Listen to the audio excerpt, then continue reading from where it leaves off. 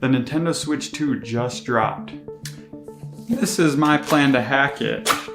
It's pretty simple really when you think about it.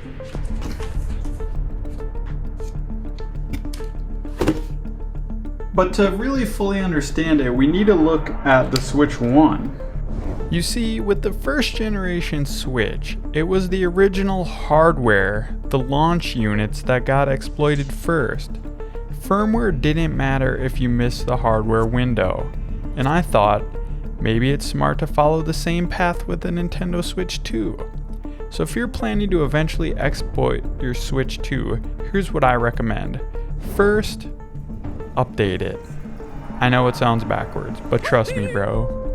You want that day one firmware to unlock full features. The unit I picked out came with the Mario Kart bundle and I couldn't even redeem the code without updating it.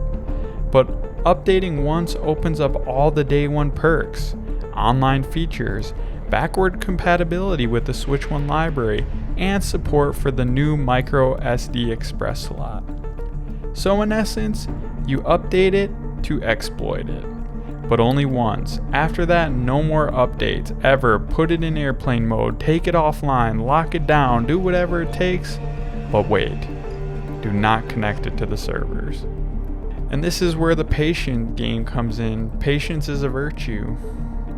At least that's gonna be my strategy for the Switch 2. But in the meantime, I'm gonna have fun with it.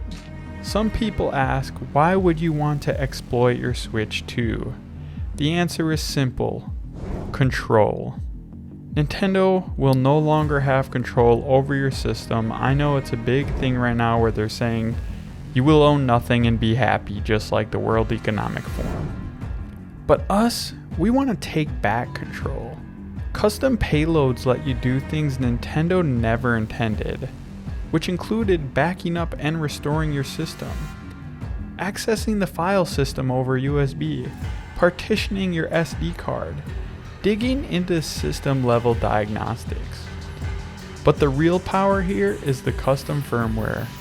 That's the gateway, and once you're in, yeah, you can load your own game backups. Yes, you can load any game that you have a backup of and play it with no internet required. And it doesn't stop there. With Homebrew, you can get tools that the official OS never offered. File explorers, emulators, overclocking tweaks, and custom UI mods. One of my most viewed videos on my channel was playing Pokemon Soul Silver on the Nintendo Switch.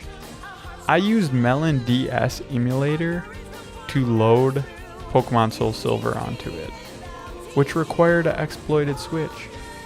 And people loved that video. All the comments were asking, how did you do this? Post a how-to. How? Does it run perfectly? Nintendo wants to know your location. How did you do this? I have to know. Well, here's me telling you how. Don't update your Switch 2. But if you really want to know how to do it, you needed a modded Switch, the Melon DS emulator, a backup of your Soul Silver ROM. But all this is pretty straightforward if you know how to mod your original Switch. So hopefully I can update you when that day comes for the Switch 2, but until then, Nintendo learned from the last time. The Switch 2 almost certainly has hardware level security patches built in that the Switch 1 never had. But if an exploit does drop, it's going to probably be for early hardware only. So do what you want with your Nintendo Switch 2. But if you're even thinking about future exploits, your best shot right now, before the window closes, is to never update it. So that's what I'm going to do. Subscribe if you want updates. I'll be covering the homebrew scene, testing tools, and showing you how to unlock the full potential of your system when the time comes.